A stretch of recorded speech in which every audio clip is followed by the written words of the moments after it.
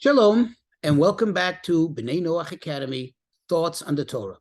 Please remember to hit the like button, to subscribe, and most importantly, to share this wisdom and inspiration with friends and family.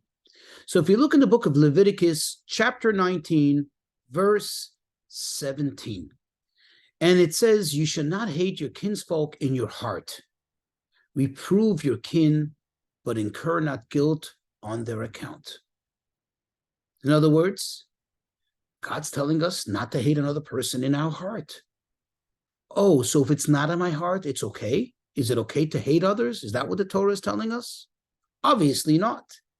What the Torah is telling us is, don't allow for something to fester and come to a point where you're going to hate the person in your heart, because then it may become uncontrollable and then exit the heart and translate itself into actions, into undesirable attitude, into undesirable reactions.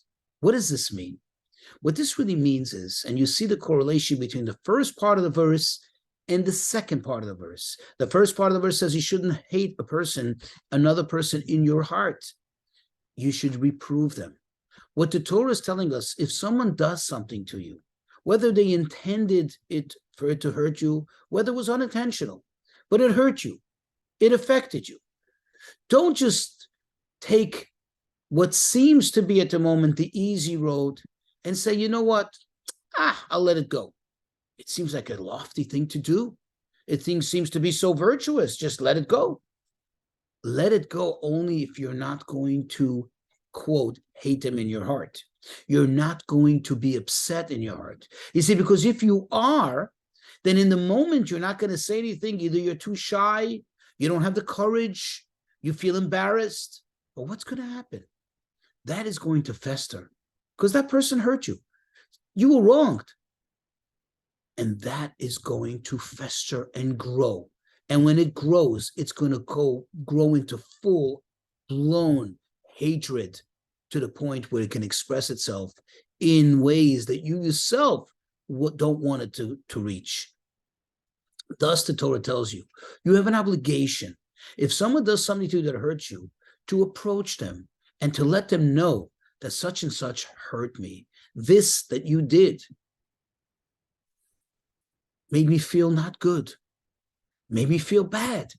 This that you did, what you did, caused me pain. Now, first of all, it gives the other person an opportunity to have an awareness. Maybe the person doesn't realize it. But especially, and moreover, it gives the person the opportunity to apologize. And it gives you the opportunity to take it out of your heart.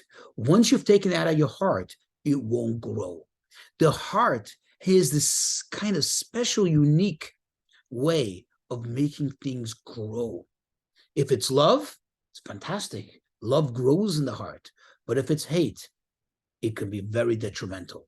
And thus the Torah is telling us, yes, you have an obligation that if you were hurt, if your feelings were your feathers were somewhat ruffled, make a point to tell it to the person. Do it in a respectful manner. Do it in a tactful manner. Do it in a pleasant manner. But do it in order to avoid and prevent greater pitfalls from that little inconvenience, from that little moment that caused you that little harm, that little hurt. It can, God forbid, if you don't address it right away, it can turn into something really terrible.